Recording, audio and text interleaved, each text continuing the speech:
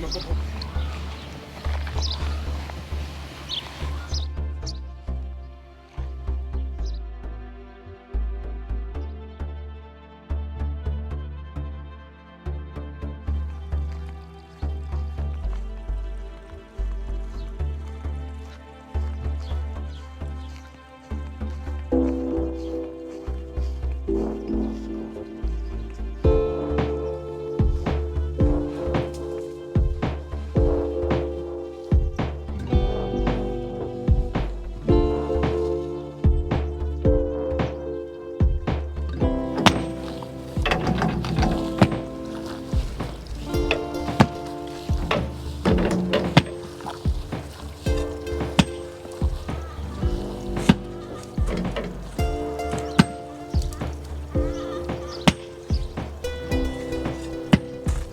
I see how it is. Now camera comes out, he starts swinging his hammer so it looks good.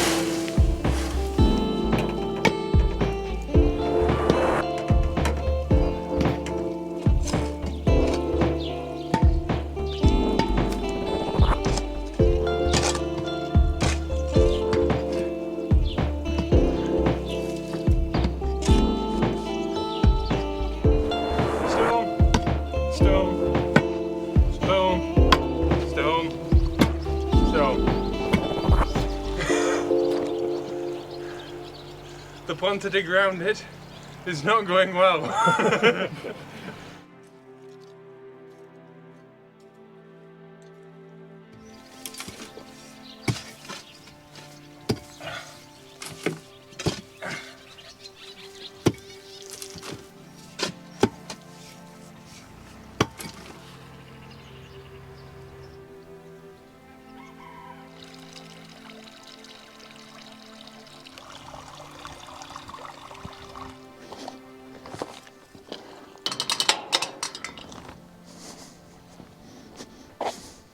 Hello and welcome to Pickard Home. So on to our next project. We've got our gates on, we've built our wall, and it still needs line mortar pointing, but when we've built the other wall, we'll do it all together. So follow me. So we're now at the back of the building, and as you can see, I've already started digging the foundations for the next little wall. This one's much smaller, and what I've decided to do is, well, what we've decided to do is, as that wall comes out and round, we're going to do the opposite with this one. So basically the wall's going to be start in this corner and go in and round. Just add a bit of add a little feature, just make it look a little bit different. And so from this post to this post is where the gates are, so they're just over 3 meters. And then I need to remove all this foliage from here, dig down and build another wall there. We do have a telegraph pole here, so I've got to be at the back of that. The telegraph pole carries electricity and one little Wi-Fi wire.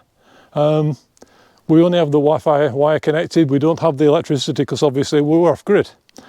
And then we need to dig all this away to put a hard standing in, a concrete base.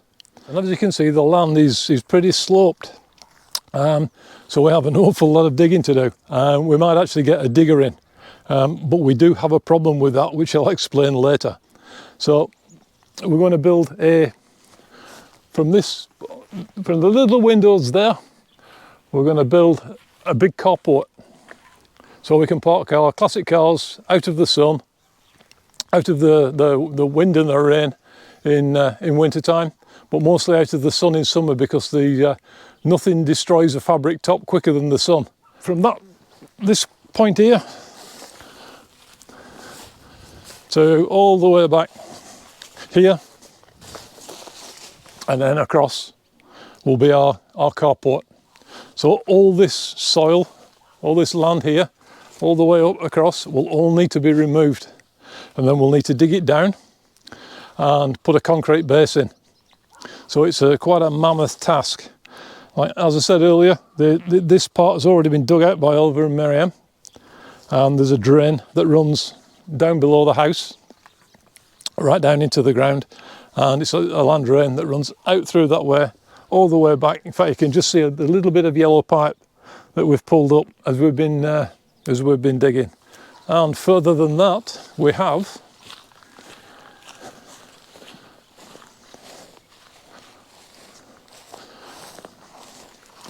our water tanks. These are our rainwater storage tanks. And what happens, we've had a very little rain in spring and a very hot spell. And the well has coped incredibly well. We still have water, but we've limited the size of our garden this year. Normally we have lots and lots of vegetables, but because it's been so dry, there's no point planting vegetables that you can't water.